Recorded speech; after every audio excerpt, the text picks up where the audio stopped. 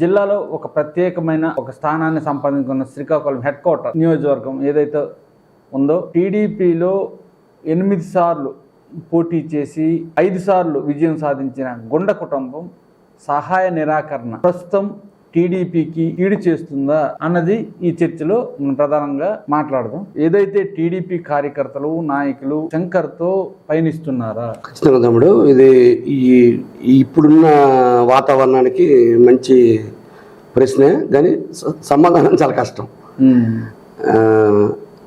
40 ఏళ్ళు పాలించాం, 40 years industry, లేదంటే 45 years ఉన్నాం. ఇక్కడ పలానా పార్టీ అంటే మేం తప్ప లేదు అన్న రాజకీయాలు పూర్తిగా కనుమరుగైపోయే రోజు వచ్చింది. నాకు తెలిసి అటువంటి రాజకీయాలకి ఇది చివరి ఎన్నిక. జగన్మోహన్ రెడ్డి 2019 అధికారంలోకి వచ్చిన తర్వాత రాజకీయాల్లో సమూలంగా మార్పులు ఆయన ప్రారంభించాడు. మీకు ఇంకా ఇటువంటి రాచరికాలకి మరి అవకాశం లేదు. రాజులు పోయినా మనకి ఇంకా ఆ కుటుంబాలు, ఆ మనుషులు, వాళ్ళ వారసులు ఏలడం అనేది ఎప్పటి నుంచో నడుస్తుంది ఈ రాజకీయాల్లో. ఒక తంతు.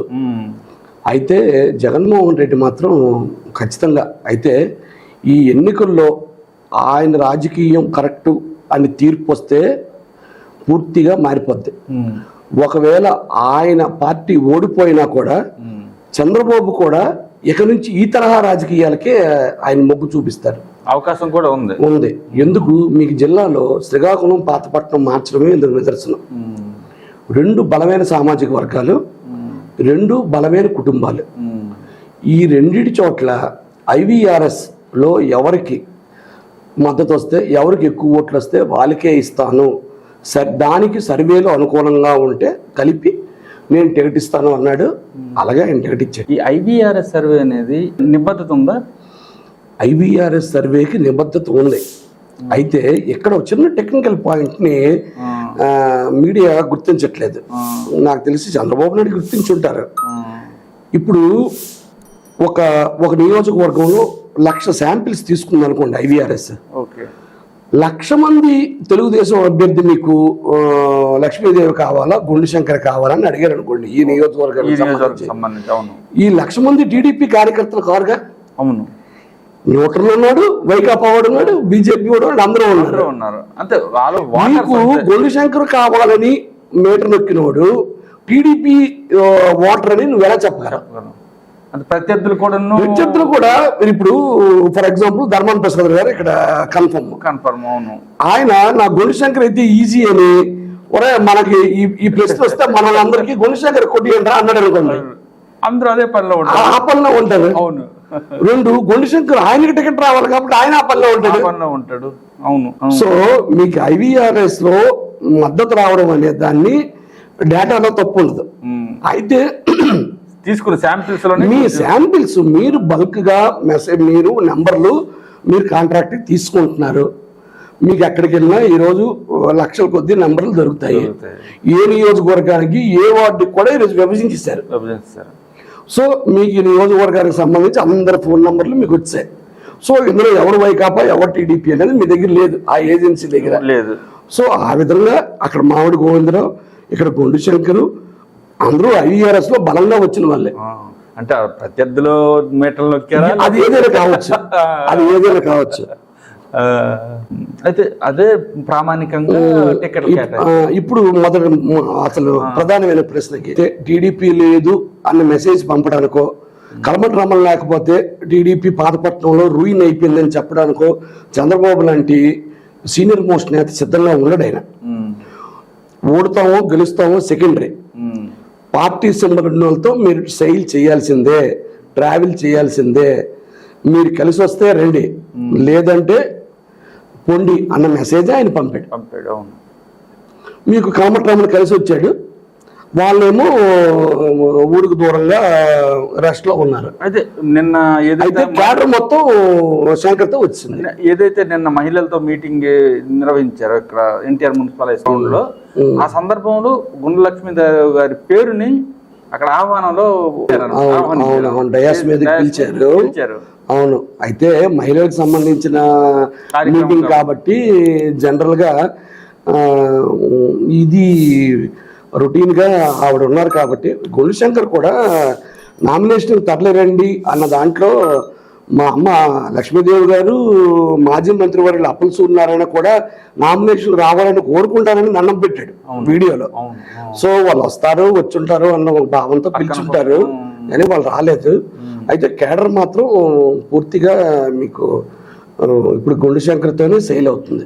ఒకరిద్దరు వెళ్ళిపోయారు, సో అది కామన్, అది ఎక్కడ ఉన్నది. గార్లో జల్లురాజు వెళ్ళిపోయిన వ్యక్తి తర్వాత మన శ్రీకాకుళంలో సీనియర్ మోస్ట్ నాయకులు కూడాను పార్టీ మారిపోవడానికి సంసిద్ధత వ్యక్తమై వైసీపీ కండువాలు కూడా కప్పుకున్నారు. లేదు ఇది జెల్సీ వల్ల ఇదంతా లేదు, ఇది జనరల్ గా ఏంటంటే మీకు ఇది ఇది ఒక నానుడు ఉంది. ఇప్పుడు కొత్తని మనం అంత వేగంగా యాక్సెప్ట్ చెయ్యం. పియోను కనిపెట్టినప్పుడు ఇదేట్రా బాబు గోలగోలగా ఉందని చెప్పి ఆడికి జైల్లో వేయిస్తారట. పేరు ఇప్పుడు గుర్తు రావట్లేదు. యనమూరి వీరేంద్రనాథ్ తప్పు చేద్దామని అన్న పుస్తకంలో ఈ విషయాన్ని ప్రస్తావిస్తాడు. ఇదేంట్రా బాబు అని. ఈరోజు మీకు ఆ పియోనానే ఆ తర్వాత కాలంలో యూరోప్ కంట్రీలో ధనవంతులు తాలూకా ప్రధానమైన మ్యూజికల్ ఇన్స్ట్రుమెంట్ అయింది. దాన్ని అటు ఇటు మోడిఫై చేసి ఇప్పుడు కీబోర్డ్ అన్నారు. ఇప్పుడు ఆ కీబోర్డ్ లేకుండా పాటే లేదు. సో మీకు ఇవన్నీ మార్పుని అంత వేగంగా మనం అడాప్ట్ చేసుకోం. మొదట్లో మనకు అది కొత్తగా ఉంటుంది. ఏదైతే మోడీ ప్రధానిగా ఉంటే కమ్యూనిస్టులు ఒప్పుకోరు. అవును. ఏదైతే సీఎం జగన్మోహన్ రెడ్డి ఈ రాష్ట్రానికి ముఖ్యమంత్రి అయితే ముఖ్యమంత్రిగా కొనసాగుతుంటే ఏదైతే టీడీపీ జనసేన ఒప్పుకోరు. ఆ పద్ధతిలోనే ఇక్కడ గుణశంకర్ని ఒప్పుకోవడం లేదంటారా? ఒప్పుకోవడం అంటే మీకు ఎలా ఉంటుందంటే ఒక 40 ఏళ్ళ పాటు ఒక కుటుంబం చేస్తున్నప్పుడు ఆయన లేకపోతే ఆయన భార్య లేదు అంటే ఆయన రేపు భవిష్యత్తులో ఆయన పెట్టి వస్తాడని ఒక దీంట్లో ఒక విధేయత చూపే దీంట్లో కొందరికి అది అర్థం కాదు. మరికొందరికి ఏంటంటే మాకన్నా వెనకొచ్చాడు ఈరోజు సీట్స్ కొట్టుకుపోయాడు అన్న జలసి ఉంటుంది. మరికొందరికి ఎలా ఉంటుందంటే మేము ఏం చెప్పినా అమ్మకి వేదం, శంకర్ దగ్గర పప్పులు ఉడకవు, వాడు గ్రౌండ్ నుంచి వచ్చాడు కాబట్టి వాడికి అన్ని తెలుసు, మనం చెప్పిన సినిమా అక్కడ నడదు, సో మన ఆటలు సాగమని భయం కొందరికి ఉంటుంది. భయం ఉంటుంది, అసూయ ఉంటుంది. అదే అసూయ కూడా చెప్పాను, మనకన్నా వెనకొచ్చాడు ముందుకు ఈరోజు ఎమ్మెల్యే సీటుకి వచ్చాడు అన్న అసూయ ఉంటుంది. అమ్మ అయితే మనం ఏం చెప్తుంది వింటది అనే వేదం ఉన్న కోణంలో కొందరు ఉంటారు. సో ఇవన్నీ కూడాను తక్కిళ్ళలో తోగం. సో వాళ్ళు వెళ్ళిపోవడమే కరెక్ట్. ఇప్పుడు అప్పల సూర్యనారాయణ గారికి వీరభక్తుడు అని అందరూ చెప్పుకుంటారు, కానీ ఎవరు కాదు. కొత్తపేటలో గంగునాగేశ్వరరావు ఒక మాజీ కౌన్సిలర్ ఉన్నాడు. ఆయన అప్పల సూర్యనారాయణ గారి టికెట్ రాకపోగానే నేను రాజకీయాలకు స్వస్తి అని చెప్పేసి పొలం పనులకు వెళ్ళిపోయాడు. మిగతా వల్లగా ఇన్ని నెగోషియేషన్స్ చేయలేదు. అంటే ఇప్పుడు ఏదైతే టీడీపీ ఉందో 8 సార్లు ఒక కుటుంబంలో టికెట్ ఇచ్చి గౌరవిస్తే, అంటే 5 సార్లు గెలిచారు, 3 సార్లు ఓడిపోయారండి. గౌరవిస్తే ఆ కుటుంబం ఈరోజు మాకు టికెట్ రాలేదు, మా వెనుక తిరుగుతున్న ఒక సామాన్య కార్యకర్తకు టికెట్ వచ్చిందనే విద్వేషమో ద్వేషం అనుకోండో లేకపోతే అసూయ అనుకోండో ఎలాగ దాన్ని జీర్ణించుకోలేక మన రాజకీయాలకు స్వస్తి పలుకుతున్నామని చెప్పడం అది ఎంతవరకు కరెక్ట్? అదే చెప్పాను కదా, ఇలాంటివి ఏంటంటే వెంటనే డైజెస్ట్ అవ్వడం కొద్దిగా టైం పడుతుంది. రెండోది చంద్రబాబు కానీ గుండ్ర లక్ష్మీదేవి కానీ మీడియా కానీ గుండుశంకరు సామాన్య కార్యకర్త అనడం అనేది వ్యాఖ్యానించడం తప్పు. గుండుశంకరు తన బలమేమిటో బలంగా నిరూపించుకున్న నాయకుడే. నాయకత్వ లక్షణాలు లేకుండా 2019 జగన్మోహన్ రెడ్డి ప్రభుత్వాన్ని కాదని స్వయంగా చంద్రబాబే స్థానిక సంస్థల పోటీల్లో మనం పార్టీ సింబల్తో మనం వెళ్ళొద్దు, మనం పోటీ చేయొద్దు అని ప్రకటించిన తర్వాత ఎక్కడికక్కడ స్టేట్లో ఏకగ్రీవం అయిపోతే ఏటికి ఎదురు ఇది ఇక్కడ పంచాయతీని మండలాన్ని నిలబెట్టుకున్నాడు గుండుశంకర్. 2 పార్టీ కార్యక్రమాలు ఏమి ఇచ్చారో ఏమి ఇవ్వలేదో పక్కన పెడితే ప్రభుత్వానికి వ్యతిరేకంగా ఉద్యమం చేసింది శంకర్. ఇసుకలో గాని, రోడ్లలో గాని, ఇంకో వ్యవహారంలో గాని, ప్రభుత్వం చేసే ప్రతి కార్యక్రమంలో ఎక్కడ లోపాలు ఉన్నా దాన్ని బయటకు తెచ్చింది శంకరే. ప్రక్రియలో ముందు శంకరే. ఇవన్నీ ఎప్పుడు వస్తాయి? సామాన్య కార్యకర్త చేయలేడు. ఎవరికైతే లీడర్షిప్ క్వాలిటీస్ ఉంటాయో వాడు మాత్రమే ఇలాంటివన్నీ 10 మందిలో 100 మందిలో వెనకని పోగేసుకొని చేస్తాడు. ఈడు ముందుంటాడు, వాడు నాయకుడు. ఎవడైనా సరే నాయకుడు, అది శంకరే కాదు. అలాంటి పనులు ఎవరు చేసినా వాడు నాయకుడు.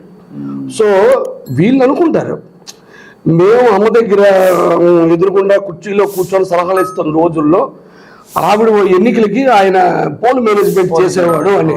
కానీ ఎప్పుడు కూడా మీకు చంద్రబాబు కూడా అక్కడి నుంచే వచ్చింది. ఎన్టీఆర్ ఎన్నికల్లో చంద్రబాబు ప్రధానంగా కుడుపుచంగా వ్యవహరించి చేశాడు. ఆయన ముఖ్యమంత్రి అవడానికి కూడా చాలా మంది సీనియర్లు జీర్ణించుకోలేదు. చంద్రబాబు ఏంటి ముఖ్యమంత్రి ఏంటి అన్నారు. వైస్రాయ్ హోటల్లో చేసేటప్పుడు కూడా చాలా మంది వ్యతిరేకించారు. కానీ తప్పనిసరి పరిస్థితుల్లో ఆ రోజు మెజార్టీ శాసనసభ్యులు ఇతని పక్షంలో ఉన్నారు కాబట్టి తప్పనిసరి పరిస్థితుల్లో మన జిల్లాకు సంబంధించి అప్పయ్య దొర గారు లాంటి వ్యక్తులు కూడా వ్యతిరేకించారు చంద్రబాబు గారు. పూర్తిగా ఆ వెన్నుపోటు సంక్షోభాన్ని పూర్తిగా వ్యతిరేకించారు. 83లో ఆయన ఎన్నిక, 82లో పార్టీ పెట్టారు. 83 ఎన్నికకి ఉన్న వాళ్ళు అందరూ కూడా చంద్రబాబు ఎలా అవుతాడు ముఖ్యమంత్రి అనే బయటకు వచ్చారు. ఎన్టీఆర్ మీద అభిమానంతో ఆ రోజు ఎన్టీఆర్ చుట్టూ మిగతా వాళ్ళు చేరలేదు. పార్టీ చీలిపోయినప్పుడు చంద్రబాబు ఏంటి, జూనియర్ ఏంటి, ఆయన దగ్గర మనం పనిచేయడం ఏంటని. కానీ ఈరోజు చంద్రబాబు మోస్ట్ పాపులర్ లీడర్. 40 ఏళ్ళ ఇండస్ట్రీ. సో ఇవి ఉంటాయి. అయితే ఇక్కడ చెప్పుకోవాల్సింది టీడీపీ శ్రేణులన్నీ శంకర్తోనే పయనిస్తున్నాయి.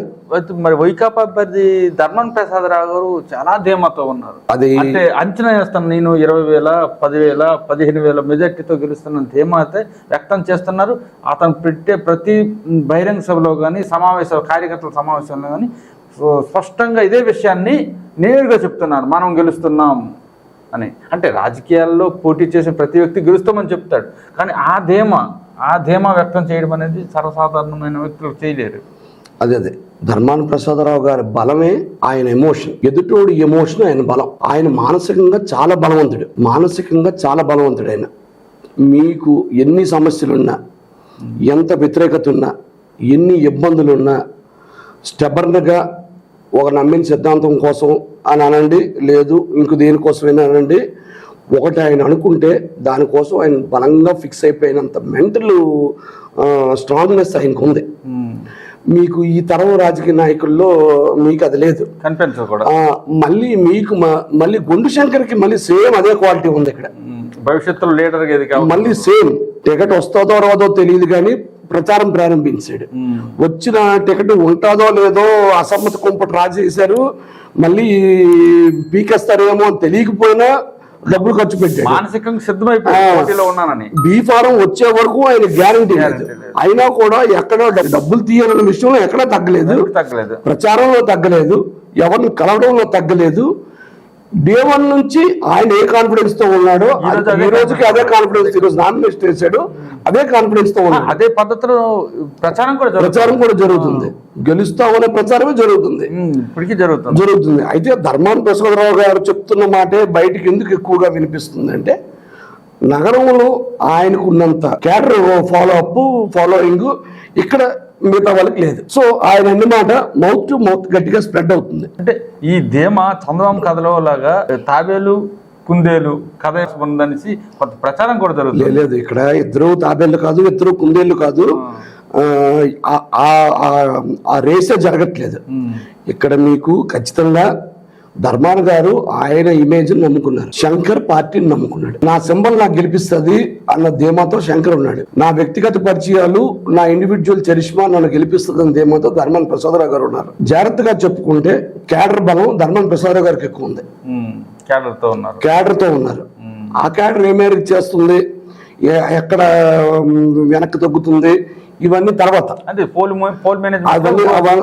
అవన్నీ ఇంకో సందర్భంలో చెప్పుకుందాం. కానీ ఆయన ముందు ఎవరు కనిపిస్తున్నారు బలమైన నాయకులు?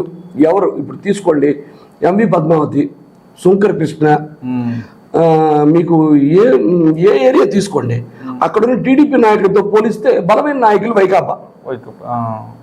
సో వీళ్ళు నాకు ఓటు తెస్తారని ధీమా సహజంగానే ఉంటుంది. ఓటర్లో ఏ మేరకు ఉంది, వీళ్ళు ఏ మేరకు చేస్తున్నారు, ఓటర్ ఎంతవరకు వస్తాడు అని ఉంది. మీకు ఈ రోజుకి శంకర్ బూత్లలో ఏజెంట్లు పెట్టలేదు, మనకి ఇప్పటికి ఎక్కువ అయిపోయారు బూత్ ఏజెంట్లు అనే ధీమాతో వైసీపీ ఉంది. కానీ నాకు తెలియని విషయం ఏంటంటే లక్ష్మీదేవి పోల్ మేనేజ్మెంట్ లో బూత్ ఆర్గనైజ్ చేసింది శంకర్ కదా. మీకు శంకర్ బూత్ ఏజెంట్లు లేరనే ప్రచారం ఎంత తప్పది? అంటే మీరు ప్రచారం చేసి ఈ నెగటివ్ ట్రెండ్ ని జనంలో వదిలితే తప్పులేదు, ఇది రాజకీయం. కానీ మీరు ఆ భ్రమంలో ఉంటే తప్పు. అది రాజకీయ వ్యూహంలో ఈ భ్రమంలోకి వెళ్ళిపోతున్నారేమని. అయితే ధర్మాన ప్రసాద్ గారికి ఆ క్లారిటీ ఉంది. ఆయన శ్రేణులను ఉత్తేజపరచడానికి నిరసించిపోయిన అర్జునుడికి కృష్ణ పరమాత్ముడు గీతను బోధించినట్టు అలాంటివి బూస్టప్ ఇవ్వడంలో ఆయన నెంబర్ 1. ఆయన మించిన డౌటే లేదు. మిగతా వాళ్ళు ఎవరైనా ఈవెన్ మీకు ఏ నియోజకవర్గంలో కూడా ఈ జిల్లాలో ఇలాగ పలానా దగ్గర బాగా వీక్ ఉంది, మనం డబ్బులు పంచాలి లేదంటే పోతాము అంటే ఒక నాయకుడు డబ్బులు తీసేస్తాడు, ఇంకో నాయకుడు అయితే మరి రానప్పుడు మరికెందుకు రా, ఇచ్చిన వేయడు మరికెందుకు అంటారు. కానీ ధర్మాన ప్రసాద్ గారు ఈ రెండూ చేయడు. ఆడు మనకి వేస్తాడు, నువ్వు 2 సార్లు ట్రై చేయండి, ప్రయత్నం చేస్తూనే ఉన్నాడు.